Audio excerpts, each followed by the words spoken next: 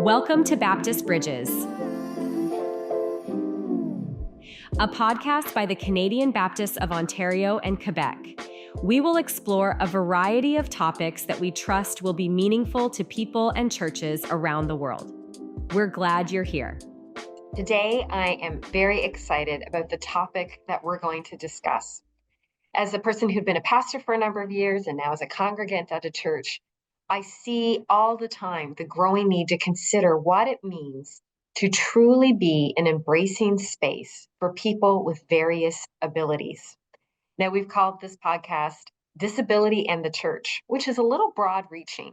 But what we want to talk about is what it means to make space in intentional ways for people who may come to our churches with a variety of needs, with different issues or physical or other things that may keep it from being an easy thing to either physically access our building, engage in worship, or feel like they're part of our community.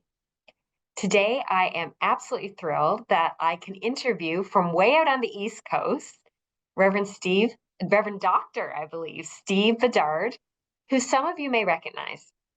Steve was a long-term pastor in CBOQ. Remind me what churches you served in CBOQ, Steve. Well, I was ordained at Queensway Baptist in Brantford, and then I was at Mount Hamilton Baptist that you would know very well. And I was also at two-point charge of First Baptist Meaford with Woodford Baptist. And then I had as my last one, Queen Street Baptist in St. Catharines. And you're also an Army chaplain. Yes, that's correct.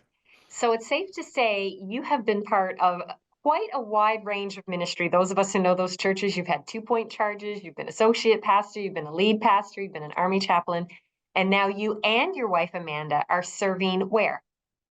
We're in Brookfield, which we have Brookfield Baptist. It's a small little village. There's only two churches in the village, and we're loving it. It's a great place to be. In Nova Scotia, right? In Nova Scotia, yes. Fantastic. But the reason I wanted to interview you, Steve, is that you have quite a passion and a heart for this topic. You run an account online called Disability Goes to Church. You have a very active X page, Twitter page, some might know it as that. And you have often shared personally with me and with many that I know about what it means for the church to think about this topic in meaningful ways. Can you tell me, as we dig in, why this topic is important to you? Yes, so I would love to give a really short answer, but it is actually a complicated answer in that there have been many intersections that have happened. It actually began way back when we were at Mount Hamilton, when our oldest son, Logan, was diagnosed with autism. And then shortly after that, when we had moved on to Meaford, our daughter Abby was diagnosed with autism, and they were significantly impacted by that. And so I was kind of thrust into the disability world, and it was very interesting there in Meaford. Our Sunday school actually was mostly children with disabilities. That's just the way it worked out. It's not that we reached out for that. It just worked out in that way. And the intersections just kept on coming. Eventually, I ended up getting sick and developed a disease that was physically disabling. So from time to time, I am actually walking with a cane, not often, but it does happen. And I have been physically disabled in that way, and it goes into better times quite often with medication. And then in addition to that, I ended up getting my own autism diagnosis, which I don't know if you knew that or not, but I was diagnosed with autism myself. And then we had a third child who was diagnosed with autism. So that happened. And then my wife, Amanda, who I'm co-pastoring with, she has had a rough time in the last 2 years. She has been recovering from a concussion, and that's put her on medical leave because of that, and that's been disabling. And then just 4 weeks ago, Amanda suffered a stroke. And so she's experiencing Wow. added levels of disability uh, as well. So it just sort of keeps on coming Mm. that every area of our life has been impacted by disability, physical, and then also in terms of neurodiversity. My goodness. Well, certainly I hadn't heard that. Please give all of our love to Amanda as she seeks to recover from that. What I hear in that story, Steve, is such a reminder of the breadth of what the word disability can mean. And historically, we often think disability, we often think someone who maybe isn't mobile in terms of walking, they may be a wheelchair user. You mentioned using a cane. We might think of those physical things. You've also acknowledged that sometimes it can be people in your congregation with autism, it can be people with an intellectual delay, it can be people who've had a stroke, it can be people who are born with a disability, and it can be people who acquired a disability through an accident or a brain injury. And it can be any range of neurodiversity. And so we could be talking about parents of children who have ADHD or OCD, or people who are struggling. We could even include, in many ways, various forms of mental health in there and those realities that can come with that. If you struggle with depression or you struggle with things like that, that can be debilitating. And of course, all those physical pieces. I've always been very, very in awe. I'm sure it gets tiring in a position like yours for people to say, how do you do it? But I've always been moved by the way you have, as a family, continued in ministry and continued to serve faithfully with many extra layers that make that day to day challenging, and how you've also sought to help the church understand how we can minister more effectively across all different types of lives. So, Steve, as we start, I hate to kind of start on a negative, but I think we need to name the reality of what can sometimes be the experience of someone who has some sort of struggle. What has been a time that you've experienced, or your family, exclusion, either intentionally or unintentionally, as a church, as a result of the disabilities in your family and your own life? If I think about my own experience as a person with autism, now for most of my life, did not know that I had autism, so I didn't have a sense that there was a diagnosis or a label that would cause me to be excluded. Although I did, as I look back, I can recognize that there were things that were excluding for me. The one example I can think of is I went to visit a church because a friend of mine who was also a CBOQ pastor was a guest preacher that morning.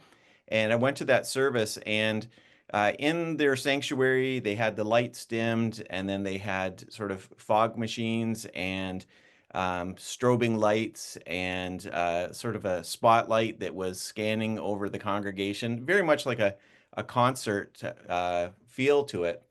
And that totally fits with what that particular church, which wasn't a Baptist church, what that particular church was trying to do in terms of their target audience.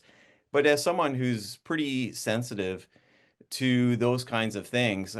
The only reason I stayed in that building for that service was because I wanted to support my friend who was speaking. If not, I would have gotten up and left because it was so difficult.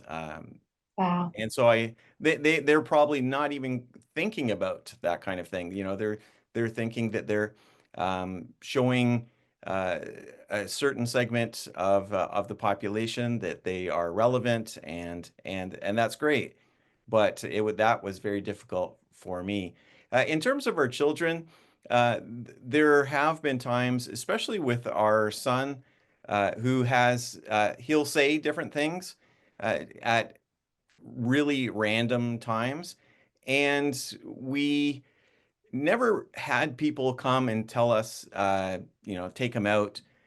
But we've had a lot of glares from people, and Mhm. um, and that's difficult. You recognize that, and I'll just let people know when someone is making a noise or doing something in a service, glaring at them, it never works. That's never going Good to tip. Yes. So that has been difficult in some cases. We've had mostly good experiences Mhm. because because of the pastors basically who gave leadership Mm. during that time. And there was one case in which the glaring was happening, and the pastor stopped and said, "Isn't it great that everyone is welcome here?" Because he recognized that people were perhaps getting frustrated that there was humming and sounds coming from our son, and Mhm. he led in that moment by naming what was going on and celebrating it rather than saying that this was a disruption. That's absolutely beautiful. I'd actually love to dig into that more. Steve, I've heard many parents in recent years tell me, we just gave up going to church. It was so overwhelming. Parents of kids, especially who their various disabilities lead to it being very difficult for them to sit in a service and be quiet, as we often wish kids, in moments, in those moments that we think, can't they just sit down? Sometimes we think that's easier than it is for some of these families. And I know many families that have just said, we just can't go. It's too difficult, it's too hard on our kids, it's too stressful for us. But you mentioned that the pastor has often made a difference in that. Can you share how a pastor, because many of people listening here are in church leadership, how can they help? Well, the best thing that they can do is actually listen. So in that case, um, this was when we were attending Queensway. So not while I was pastoring. I took a little break, and Dean Proctor was the pastor at that time, and we had just left our previous church, but we weren't sure if we could attend another church. For my last couple of years in Meaford, Amanda never came to church with me because she had to stay home with our two children with autism, because at that point it was so difficult. And Mm. they came. Ryan Martinson was the other pastor. They came and visited us at our home and didn't come across as being the experts. They were very teachable, and they basically said, "You tell us what you want, and we'll do what we can to make that happen." Wow. And they didn't come with an agenda. They didn't determine that it was about how to get our children sitting in church. Um, if it was a matter of we needed someone to watch them outside, because sometimes that is the best option, they were just ready to listen and then to support in that way, and then to also to be able to realize that in a service that these kinds of things are going to happen. And the parents, when a child is making a noise, or it doesn't even have to be a child, but when the family hears these things happening, they're excuse me, they're very sensitive to what's going on. And when a pastor can make you feel comfortable and say, you know what, you are welcome here, and this was not a problem. And I've tried to live that out myself when I've had at other places where we've had, often it's been autistic people who have made noises. And we've had some people who made some very unique sounds, and I've told the parents that I just love hearing that sound. That actually makes me happy knowing that they are there. Um, I asked someone to read scripture for me, and she said, "Well, if I do, my son's going to get up and start wandering around." And I said, "Absolutely, let him wander around. That's great. I'm happy to see for people to see that. That's an important thing." So those are the kinds of things that I've learned from others, and I've tried to put into practice in my own ministry. This is so beautiful. And I think I find myself thinking that sometimes we forget that it can actually be an incredible gift and witness as a church when we say we are making a space where all belong. And one of my absolute, probably all time favorite church stories that I sometimes tell happened at Mount Hamilton. I pastored there after Steve, and I think his family helped that church learn what it meant to be a place that welcomed all people. And there was a woman who'd started attending our church, and she'd been there a month or two, and we got together for a coffee. And I asked her about coming to Mount Hamilton. And she told me a story I was completely surprised by. I had no idea. She said, I have an older son. He lives on his own now, who I used to bring to another church as a child. And he had a lot of disabilities. He made a lot of noise. And we were asked to leave the church. I felt really judged in that church. She had another daughter who was asking to go to church, just had this heart for God, just a little 5-year-old girl. And she said, and I kept saying no. And I finally said, fine, I'm going to bring her and she can see how awful church is. And then she will stop asking. So I'm just sitting listening to the story thinking, where is this going? And she said, and I came to your church and I sat in the back row and there was a girl in front of us. Her name is Chelsea. She'd been part of Mount Hamilton for a long time. She's mostly nonverbal, makes lots of noises during the service. And she said, and she was humming and she had earphones in and she was making noise.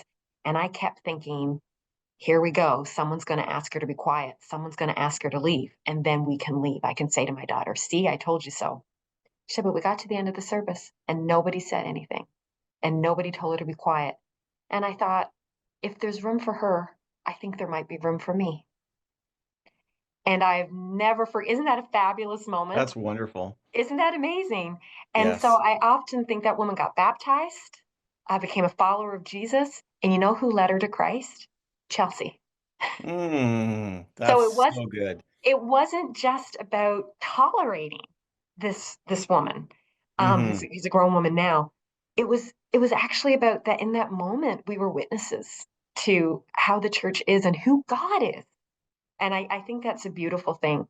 Now we've named a number of some of these particular issues that can sometimes face people, especially with autism. But of course, there's a number of other realities that maybe we can talk about. And I was just going to list a few things that we could name would be challenges for people in these situations in any church. So, for example, someone with a physical need. You mentioned you sometimes use a cane. What are some of the things that we can see that maybe churches don't think about that could be a hindrance to someone, a wheelchair user, or someone with a physical mobility issue? Well, one example, and this is really a challenging one because it it requires some in financial investment, but the most of our platforms, our altar areas, are not accessible. And so where we might say invite someone to come up and to read scripture or even to preach. We had at one church, we invited someone who was in a wheelchair, and I let her know ahead of time, I'm sorry, we just we do not have an accessible platform. You won't be able to preach from the platform.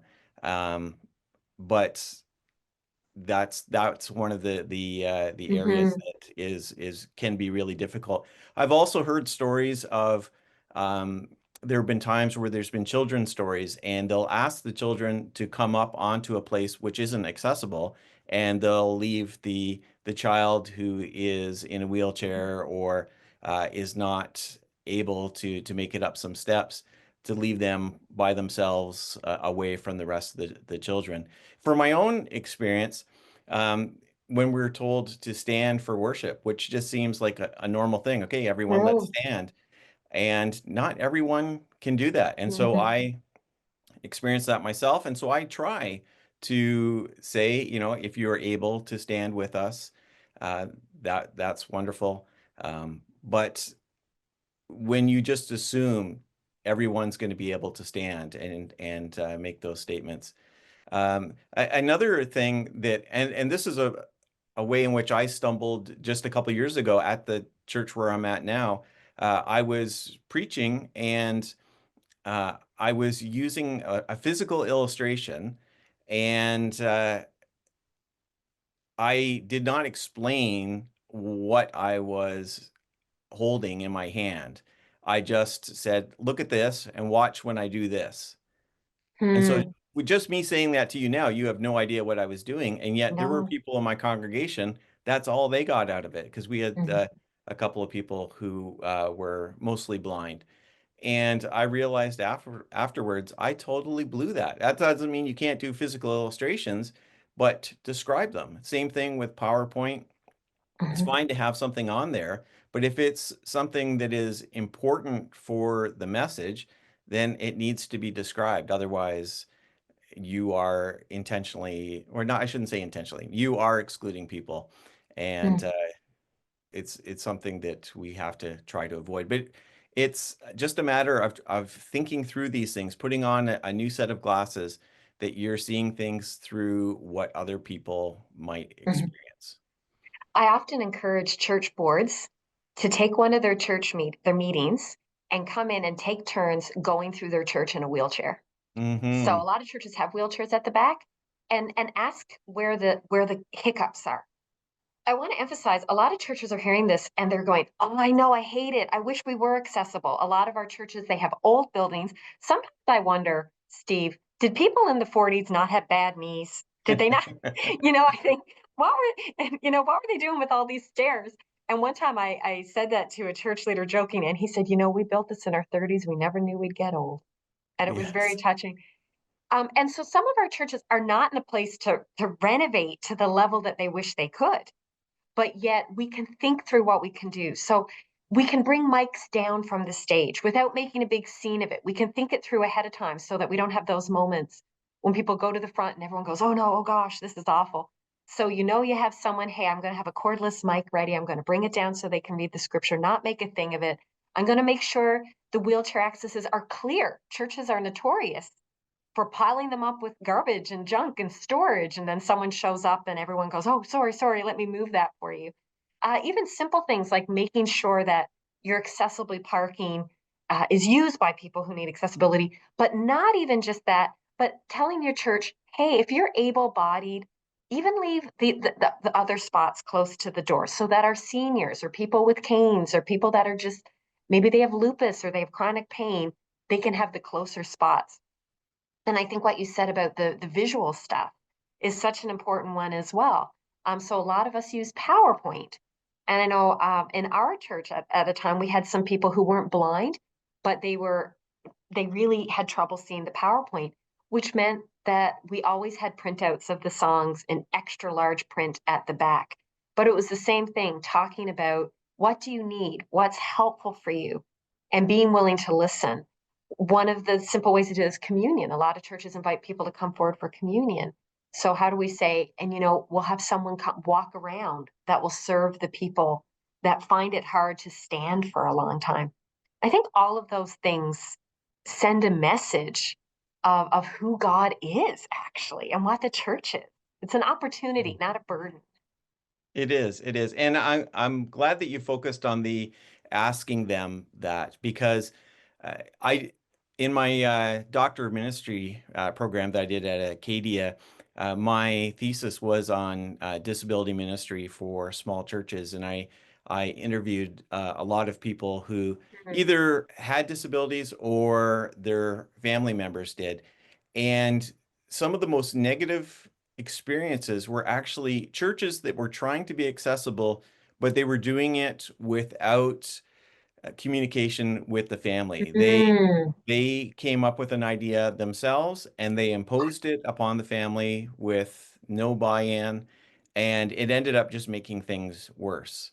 And so sometimes uh, we are we're trying to do good, but we don't know necessarily. And even for myself, as someone with autism, as someone with three children with autism, if I met another family who had autism in their family, I would not be able to just guess what they needed. I would have to hear from them. They might be mm, looking for someone who will take their family member for a walk on Sunday mornings while the rest of them are in church. Or perhaps they want support in Sunday school, or they want their child there mm, sitting in the pews.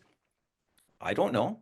And we don't know until we ask. And we mhm. might find out that what they're actually looking for is something a lot simpler than what we're trying to put together on our own. Yeah. I think if anyone could take away anything from this discussion, if I may, Steve, that's a good one, right? Ask. Sit Hmm. down and have a conversation. How can we help you? Is there something you need? And some might say, "I don't want you to draw attention to it. I'm fine." And some might say, "Yeah, actually, I need this or I need that." It might not be what we think. We've talked about inclusion of people who might have situations like autism, physical needs. I also find myself thinking of people with what we might call cognitive delays or intellectual disabilities. And lots of times in our churches, we have wonderful adults who join us or people across the lifespan who might find things like listening to a full sermon or knowing how to engage in certain ways is not what we would always be used to with someone who is now an adult. Any thoughts on that? What are some of the challenges if you come to a church as someone with an intellectual delay? Yeah, it is a challenge, and but I find it really fun, to be honest. Amen. I love people who have intellectual delays. When if you open up the uh, the service to asking for prayer requests. Almost always, they're going to be the ones that have the prayer requests, and they might give details that that maybe some other people wouldn't share. And I think that just being patient with that and just just recognizing, you know what, it's okay. It's okay for that to happen, and there's a there's an honesty to them that is so, so good. There was a lady at one church we were at, and we would often be chatting afterwards, and she'd come up to me and say, Pastor Steve, um, I got something going on. This is what it is. Can you pray for me? And I'd say, sure, yeah, I'll pray for you. And then she grabbed my hands and then close her eyes and bow her head. Oh, okay. So we're doing that right now. Okay, yeah. I was sort of just giving a general Mhm. offer of prayer, but yeah, we can do that. And I love that. And now I think of that when someone asks for prayer, I'm like, well, why should I wait for later? Why Why not not just do it wait? right there, wherever we are? I And love it. so I learned from her in that Yeah, way. we have a And lot to so learn, don't just we? celebrating it. When I left that church, that one person's husband, who also had a intellectual delay, um, he came up to me and said, "Pastor Steve, will the next pastor be better than you?" I said, "I sure hope so." And I want to name here anyone listening. I will do my absolute best with language usage and realize that I might not always get it quite right, but hopefully we can model continuing to try. And so I'm using this term intellectual delay. And I think of a couple times I saw churches do this really well. I actually use this example often when I'm out in churches. We have a church called Friendship House. The church itself is called Church Round Tables on Friday mornings. And when I went out there, Sean Erb is one of our pastors who leads that church, many of whom are unhoused or have intellectual disabilities. And he gave me a ribbon and he said, "Oh, we have these ribbons because not everyone in our congregation can read. And we want everyone to be able to engage in worship." And he's a tall, broad guy, and he was up waving his ribbon the whole service so he could show everyone, hey, we can all participate. And what a reminder, not everyone can read.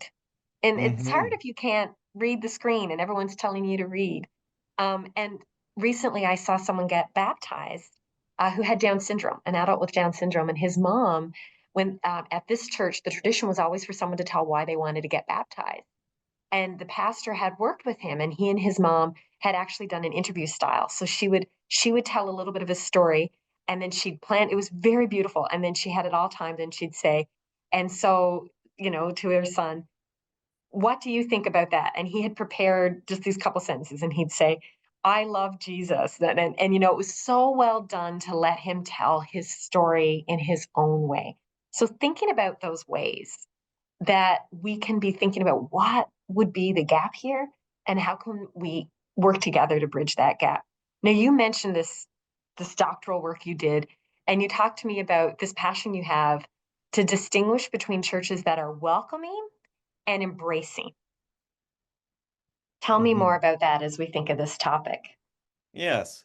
So when I talk to pastors and church leaders uh, about this, usually their first step is, well, how do we get people physically to come into the church? So their first thought is, okay, we need to make sure we have accessible bathrooms and a lift, maybe some ramps. And all those things are good, and we need to start there for sure. But I found that there was um, a lot of people would just stay there. They'd be like, okay, if we can physically get them in, and maybe offer a little program that might be attractive, might have some snacks and some art and crafts and that type of thing, then we've done our job. We're all good.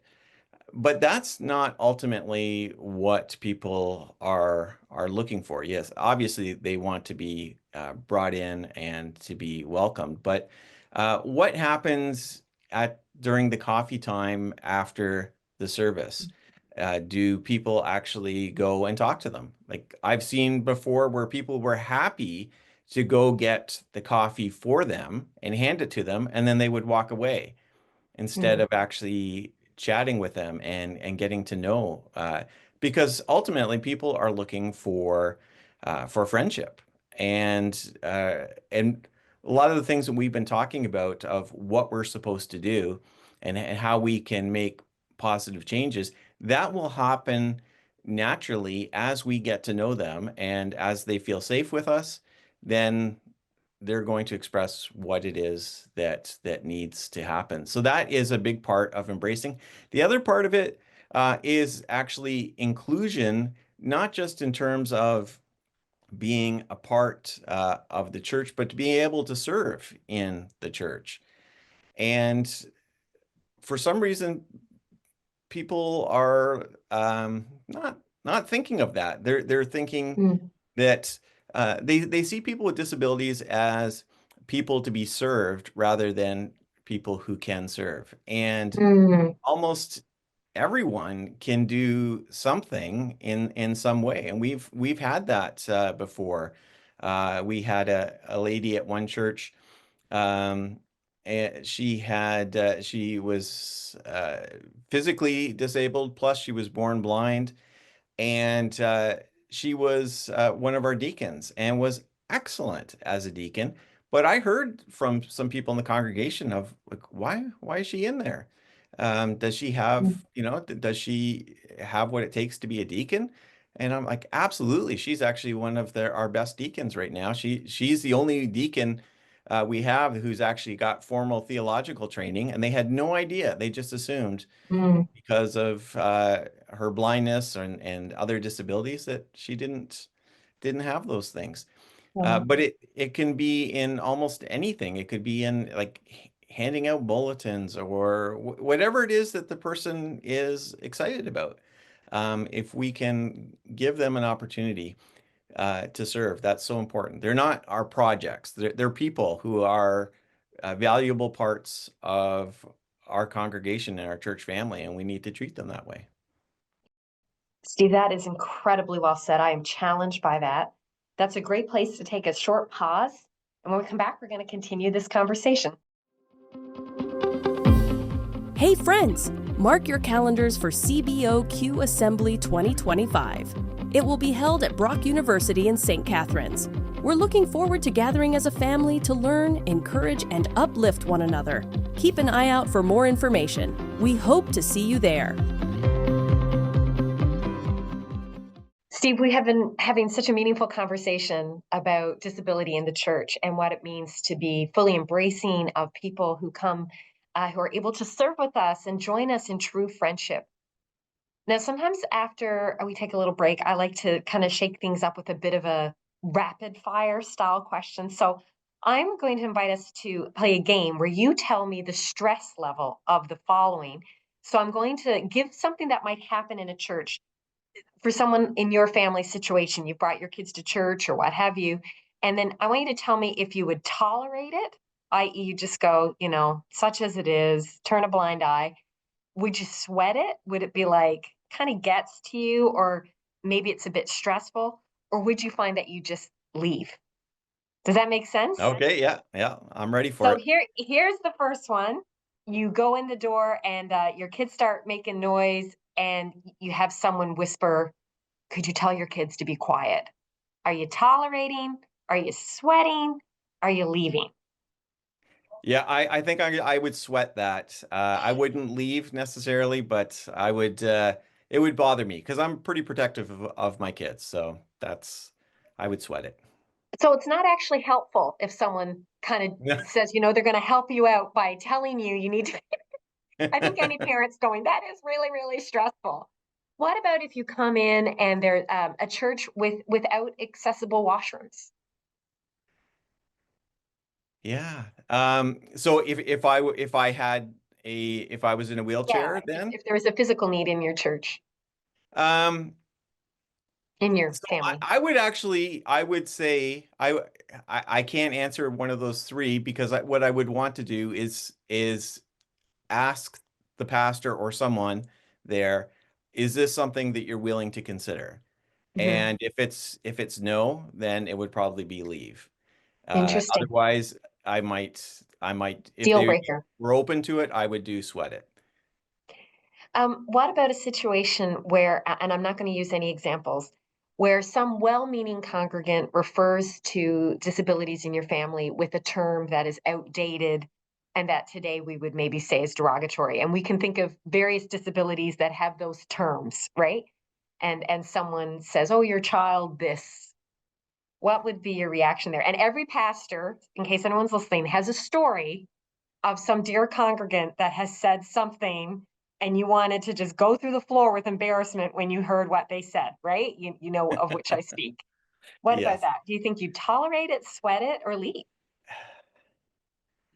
I would you know what? I think I would tolerate it and yes, it does bother me.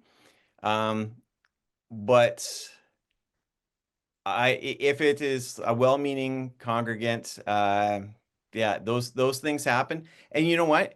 Uh, the language that we use is such a moving target. So I'll just give you one Sure. example. We talked about how I have a Twitter or an X account. I had someone comment that they like what I said, but it really, really bothered them um, that I use person first language rather than identity first language, meaning I refer to people with disabilities rather than disabled people, or Hmm. people with autism rather than autistic people. And that really, really bothered them. So they found my language actually to be offensive. And and I also know that there are people who find the identity first language to be offensive. So Right. you absolutely you're going to bother someone. So I would just tolerate it, and if I could, I might try to educate them. But yeah, it's going to happen. What about if you went to a church and the pastor preached for an hour um, with your kids in the congregation? Yeah, I would leave. Yes. So maybe we shouldn't be offended sometimes if the kids don't have somewhere to be and the family says like I can't, this is Yes. just too difficult. Um, Yes. what about if well, I'll use one more example. You're at a church meeting and a discussion about this comes up, and I'll give two more examples. But in a church meeting, a discussion comes up where there's dismissal of the needs of those who have various disabilities. People say things like, well, maybe, they can just they could go to the gym during the service, or their parents could take them out, or, they have to learn better manners. What kind of response might you have in that I think I would sweat it in that case because I would take that as a challenge to to educate? inform them and help them to learn. And I have seen the change. So that's I have hope because I've seen people who at one point said, you know, oh, we don't care about this. We don't have anyone with disabilities anyways. And then once you start seeing things in a clearer way, you begin to see the need. And so people do change and people do grow. There's always going to be some people who are going to dismiss it. I actually had someone leave a congregation because their criticism was I focus too much on children, the poor, and the disabled. and Oh dear, how they thought Jesus-like of that's, you. yeah, and I took it as a compliment. That is an interesting thing, isn't it? That, but Yeah. again, sometimes people can feel that it's taking something away from them. But can I just name the grace? I hope people can hear the grace in what you're saying, because each of the things you're saying are actually challenging for you as a family. But each one you're saying, you know what? I'm understanding where they're coming from, and I'm hoping to have a conversation so people can learn more. That's incredible. Thank you. My last example is going to be, with your children. I know they're adults now, but when they were younger, a church where people came and they talked to you and ignored your kids. Mm, yeah. Um, so I would probably sweat it. I wouldn't leave because probably my children wouldn't be interested in talking to them either. Um, and so in that case, I would just sweat it, but I might encourage them um, to try to address them. Right? And These some, yeah. yeah, Yes. And very actually, I gracious. would like to share just a very quick story about Please. that, because sometimes people are intimidated when it's something like autism or other disabilities where it seems like the communication is going to be very difficult. So we had a young man at one of our churches who had autism. He was, I think, in his late 20s, and I would greet him at the end of the service by name every Sunday. And at first, he completely ignored me, and then I noticed after a couple of weeks, he would just give me very brief eye contact. And then after a couple more weeks, he would look at me, and then after a couple more weeks, when I would say that, he would grunt, and then by the time maybe a couple months in, he was actually coming up to me and asking me to help him to get his coffee together, put the cream and sugar and all that in. That's And I just beautiful. kept at it. But if I had given up at that first time where he completely ignored me, nothing would have happened. But being persistent in that way, and it was good. Like I didn't push in an uncomfortable way, like, trying to engage in heavy conversation when he didn't seem interested. Just greeting him by name was enough, Hmm. and it worked. Acknowledging. Yes. Well, Steve, I get just a couple more questions, and I think we could probably talk about this for weeks, to be honest, because I think everyone in our churches resonates. Every single one of us will have a church where, maybe for many years it wasn't something that was thought of, but now our congregation's getting older and we have wheelchair users, or we have people with canes, or we have people who are struggling to walk or with their eyesight, or someone has a baby or a grandchild with some of the things that we've talked about, some of those realities, and now the church is thinking about it in a new way. And I can say I've never really been to a church that says we don't care, but they often feel a bit stuck, right? They feel like we can't afford to change the building. It's such a difficult thing to transition. We really want to do this. What are some tangible first steps? So anyone listening here today and they're going, oh, we got so far to go. I hope that they won't feel discouraged. I hope that they'll say, you know what? There's nothing but opportunity before us. What are a few first steps that a church of any size could take to send a message of embrace? Yes. So the first thing, and it's not as simple maybe as what people would like for a first step, but it's a necessary first step, is to reflect on your own theology. And so, do you Amen. see people with disabilities as broken people that need to be fixed? Do you see them as projects? Do you see them as a means by which to show your piety, that you're serving this marginalized group? Um, what's your theology of the image of God? If you are saying, well, I believe the image of God is our ability to reason and use our rational minds, what does that mean with someone with a profound developmental disability? Are you saying that they're less showing of the image of God? Mhm.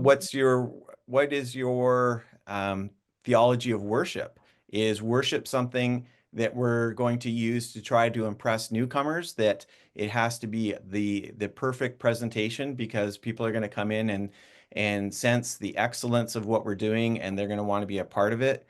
Or is worship something that we're giving to God that, you know what, if some unexpected things happen, it doesn't matter. That's never going to distract God.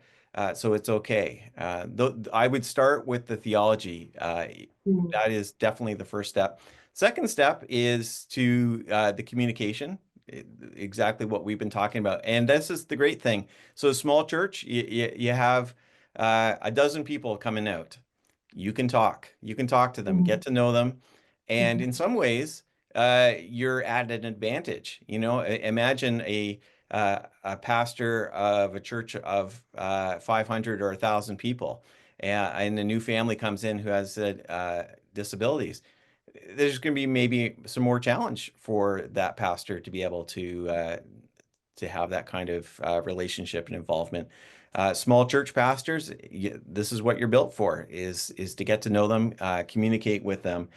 And then I would also just um, begin to look at things from a fresh perspective. And it might be having someone with a disability come in and do an audit. Tell them you're going to buy them dinner at some restaurant. If they'll come one Mhm. Sunday and just experience the church and then tell you afterwards how it went. And they Mm. might see some things that you have no idea. Um, yeah, that's where I would begin, and you can do that very easily. And Steve, people can do that in a church of any size. As you said, that's the beautiful thing. So to summarize, those were excellent. Start by asking yourself your theology. I love that. We have to ask ourselves what we understand about who God is and God's nature, and our ecclesiology of the church and what it's meant to be. Beautiful. Be listening. Talk to people, listen, engage. And then the third one that you mentioned that has now already slipped my mind was Inviting someone with a disability inviting to to do an come in audit. and share their thoughts. Yes. So think through your theology, listen, and invite someone to share their experience, which is, again, that part of listening. So, Steve, we want to listen to you today as we end. And we want to say, as someone who is a father, has raised children with various needs, who, as you said, has been someone who has experienced this yourself, now married to someone also processing this, what would you want to say to any of our pastors or church leaders listening about this issue? What would be your manifesto while you have their ear as we end? The thing I would want pastors to know is it's always going to be easier not to come to church. I mean, that's true for Mm. anyone, right? But for people dealing with disabilities, it is really a challenge, and sometimes it's an emotional challenge. So it could be that they've had a bad experience somewhere else, and there are people who Mm. have been asked, The please woman do I not come mentioned, back, yeah, she or was at least do told not it's too bring much your work. child or your Yeah, family member. get a And babysitter. so they've had that bad experience. It's always going to be more difficult to come. And so when someone comes, that first experience, you don't have to be perfect. You know, everyone's going to make mistakes. No church is fully accessible. But you try to connect with them, try to show that you care, and that you're willing to learn. And we've shared back and forth today some different stories, and those stories last, both the good stories and the bad stories. And so we have the opportunity to give a good story and to aim for that.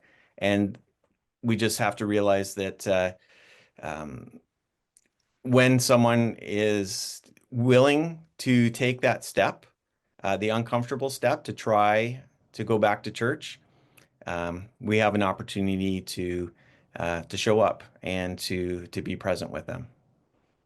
I love that. We have an opportunity to tell a good story, to share a good story. That's really meaningful. Thank you, Steve. I've learned a lot from you today and know that we are grateful for you, your ministry. Continue to be praying for you and your family.